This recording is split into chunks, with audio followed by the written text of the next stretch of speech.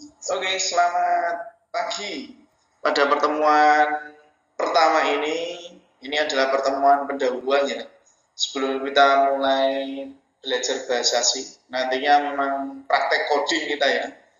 Tentunya kita pendahuluan dulu. Yang pertama nanti kita pengenalan bahasa asing.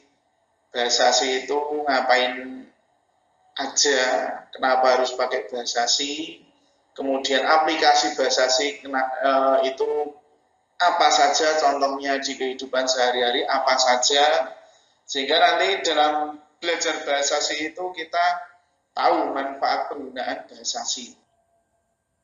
Kemudian agenda materi hari ini 3 ya. Yang pertama kenapa bahasa asing, yang kedua nanti implementasi bahasa asing dalam kehidupan sehari-hari ya.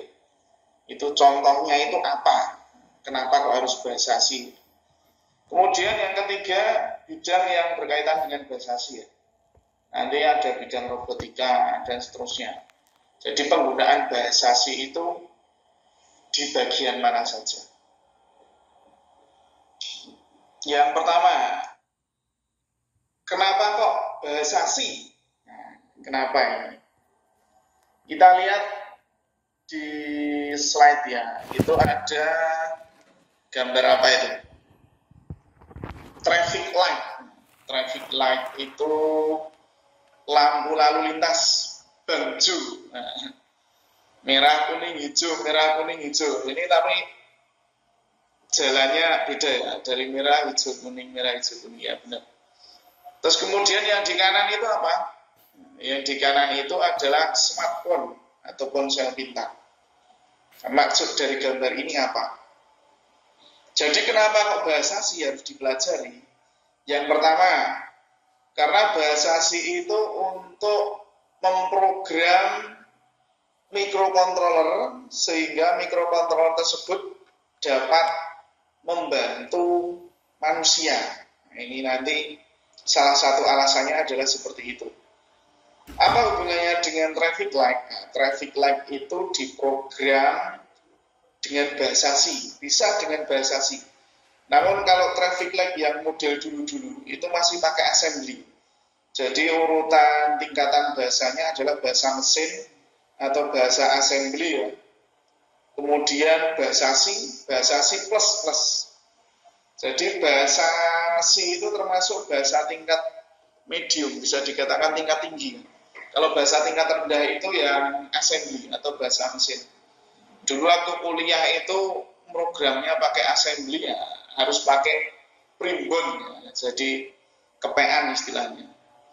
Ada RCMP, origin dan seterusnya. Ini traffic light ini diprogram dengan microcontroller. Jadi ini namanya output ya. Ini ada input output ya. Ini misalkan outputnya merah, lampu merah output 1, lampu kuning output 2, lampu hijau output 3. Ini masuk ke microcontroller.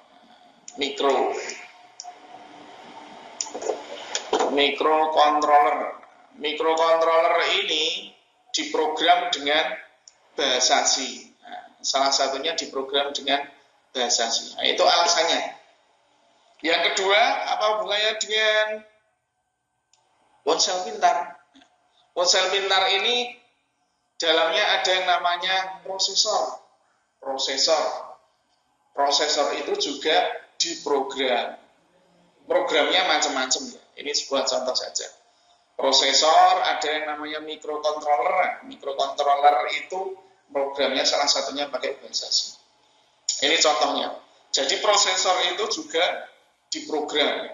Nah, dalamnya prosesor ada macam-macam ya. Ada ALU, arithmetic logic unit, ada register dan seterusnya. Itu dipelajari di sistem mikroprosesor. Nah, yang kita pelajari di sini adalah bahasa asing. Ini kenapa alasan kok harus kita belajar bahasa asing? Sebagai orang teknik, ini hukumnya ya, bisa dikatakan wajib lah. Karena seluruh perangkat di kehidupan kita sehari-hari mayoritas Programnya bisa dengan bahasa C. Ini traffic light contohnya ini ya. Yang ini smartphone. Ini contoh lagi. Kenapa bahasa C? Ini contoh mesin ya ini. Ini gambar mesin ya. Jadi ini piston-piston ya. Piston-piston. Terus kemudian ada letupan api dari bahan bakar sehingga bisa menggerakkan roda. Ini rodanya ya. Ini orang mesin yang tahu. Nah, apa hubungannya dengan gambar ini? Ini ada yang namanya ECU, Electronic Control Unit, ECU. Ini dipakai di kendaraan-kendaraan modern. Programnya apakah bisa pakai bahasa C? Kalau kita yang desain sendiri bisa pakai microcontroller tadi, khususnya kalau kita belajar nanti pakai Arduino ya.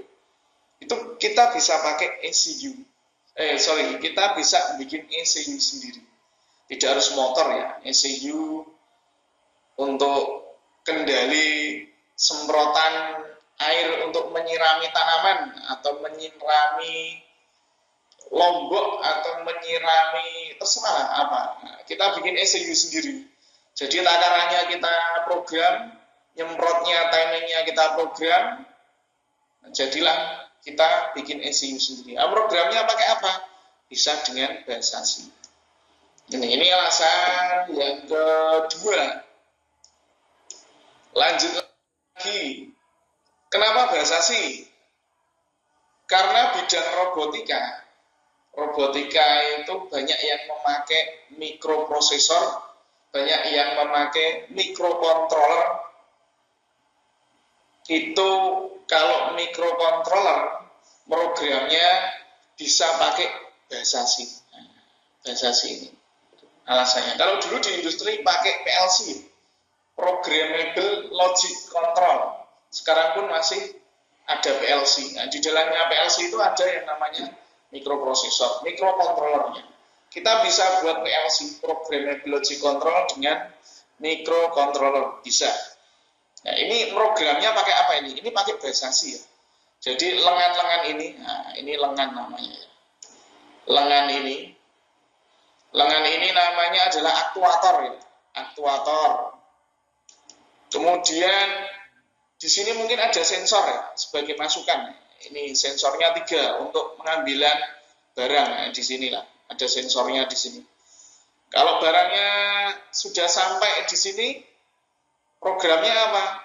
Programnya grippernya ngambil barang, taruh ke depan lagi. Nah, ini yang program kita upload ke mikrocontrollernya sehingga dia bisa mengeksekusi dengan gerakan seperti ini. Nah, ini kalau di dalam robotika namanya gripper. Gripper itu cengkraman, gripper. Nah, kita punya sensor di sini ya. Ini inputan untuk mikrocontroller. Kita program diolah di mikrocontroller, kemudian output dari mikro ke lengan ini, aktuator gripper ini. Nah, ini contoh aplikasi di industri ya. Apakah kita bisa buat ini? Bisa. Programnya ini dengan bahasa C juga bisa. Jadi langkah kerjanya barang ke sini, terus kena sensor merah ini ya. Kena sensor, diambil, pindah lagi. Nah, ini bisa buat program seperti ini. Mungkin kalau di rumah ya bisa untuk asah-asah atau cuci piring lah ya. Untuk kalau enggak ya robot penyapu mungkin ya bisa buat ini. Syaratnya bisa menguasai bahasa C. Oke, ini adalah selanjutnya IC ya. Alasannya IC, alasan bahasa C selanjutnya. Ini IC namanya. Integrated Circuit. Nah, dalamnya ini adalah transistor-transistor. Ribuan transistor. Transistor. Kalau belum tahu transistor nanti di googling. Transistor itu apa? Ada 3 kaki. ABC, emitter, basis kolektor. Ini juga IC namanya. Ini tipenya DIP ya. Dual pin. Kalau ini SMD. SMD. Nyoldernya pakai kalau ditempel di PCB. Nyoldernya pakai solder uap. Nah, ini SMD. Alasannya kenapa? Kok apa hubungannya dengan IC-nya? IC ini bisa kita isi program dengan bahasa C tadi. bahasa C kita coding di PC atau laptop, kita upload ke sini. Ini jadinya ada board ini. Ini salah satu microcontrollernya ya. Kalau sudah jadi board compact seperti ini. Ini itu ya ini. Ini microcontrollernya ini. Yang ini microcontrollernya ya, ini. Ini microcontrollernya ini. Programnya ini colok USB, ya. Ini adalah jack DC. Ini adalah kristal, dan seterusnya. Besok kita pelajari di mata kuliah microcontroller. Kita oprek, kita protoli semua, kita bahas satu-satu. Kenapa bahasa C ya ini tadi? Ini bentuk realnya ya. Ini bentuk real dari Arduino. Dan microcontrollernya ada di sini. Ini tipenya SMD. Ini pin input output. Nah, ini juga input output, ada sumbernya juga. Ini jack DC, port USB untuk upload program. Ini ada pin-pinnya juga untuk komunikasi serial. Selanjutnya implementasi bahasa C. Ini implementasinya. Setelah bisa memprogram bahasa C, harapannya nanti ngapain? Harapannya ya bisa membuat sebuah sistem dengan bahasa C tadi. Bahasa C kita upload ke microcontroller, kemudian bisa mengendalikan seluruh perangkat yang ada di rumah. Ini contohnya smart home ya, implementasinya. Contohnya smart home. Waktu siang dia ngisi daya. Waktu malam dia dari baterai itu untuk mensuplai seluruh daya di rumah. Ini konsep smart home. Ini untuk pengisian daya. Jadi waktu siang dia pakai panel surya. Ini panel surya ya. Ini panel surya. Terus kemudian ini ada mesin cuci, lampu, terus kemudian ini stasiun power untuk ngisi mobil listrik. Nah, ini adalah baterai atau aki ya. Jadi kalau siang panel surya itu ngisi baterai dan dia mensuplai seluruh sumber yang ada di rumah. Kalau malam yang mensuplai, ini kalau malam, ini kalau siang. Nah, kalau malam dia baterai yang mensuplai sumber-sumbernya ini. Terus di mana bahasa C-nya? Nah, kita buat smart home ini baru proses pengisian daya. Kalau smart home nanti di sini ada sensornya, sensor cahaya siang. Jadi kalau dia sudah siang, lampu di sini mati otomatis. Kalau malam nyala otomatis, ini nyala otomatis. Kalau siang mati otomatis. Kalau malam nyala otomatis. Nah, ini smart home bisa diprogram dengan bahasa C. Implementasinya di smart home-nya. Kemudian apalagi mungkin di sini punya AC. AC-nya dibuat otomatis juga, hemat energi bisa. Mesin cuci ini dalamnya juga ada microcontrollernya ini. Ada timer, kemudian nanti pengering otomatis dan seterusnya. Ini banyak, ini implementasinya ada di smart home. Implementasi yang kedua, ini juga sama, ini sebetulnya smart home juga. Ini mungkin bisa via Android juga. Jadi kita buat antarmuka di Android, kita mau menyalakan, menghidupkan lampu lewat Android kita. Nah, tinggal geser-geser saja di layar Android kita. Kalau mau menerangkan ya tinggal digeser sehingga dia terang. Kalau mau mematikan, ditarik ke bawah ya. Jadi lampu belajarnya mati. Ini konsepnya sama. Di dalam lampu ini harus ada microcontrollernya. Ini harus ada microcontrollernya di sini. Kemudian microcontroller ini harus bisa berkomunikasi dengan Android di sini. Baik komunikasinya via Bluetooth bisa, infrared juga bisa sih, cuman lebih efektif Bluetooth. Kalaupun mau pakai internet bisa, sini tambah modul Ethernet namanya. Nah, ini modul Ethernet masuk ke cloud. Nah, di sini baru masuk ke Android-nya. Jadi kalau Android-nya memerintahkan untuk mematikan lampu, nah, dia ke cloud dulu, ke internet ya.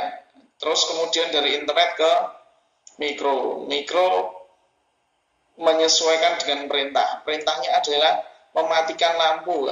Outputnya kemudian mikro mematikan lampu yang ada. Kalau pakai Bluetooth bisa juga. Ini konsepnya. Nah, lampunya ini tidak bisa nyala mati sendiri. Harus ada mikrokontrolernya yang mengatur jalannya nyala dan hidup mati lampu ini. Ini harus ada. Kalau cuma lampu belajar aja nggak bisa pakai Android. Harus diatur dengan ada mikronya. Oke, itu implementasi yang kedua. Implementasi yang ketiga, ini banyak ini. Buat GPS juga bisa, GSM, cloud user, ini mobil node. Nah, ini terdiri dari berbagai macam microcontroller ini. Nah, ini ada sensor juga ya, sensor. Ini masuk ke microcontroller, diolah di situ.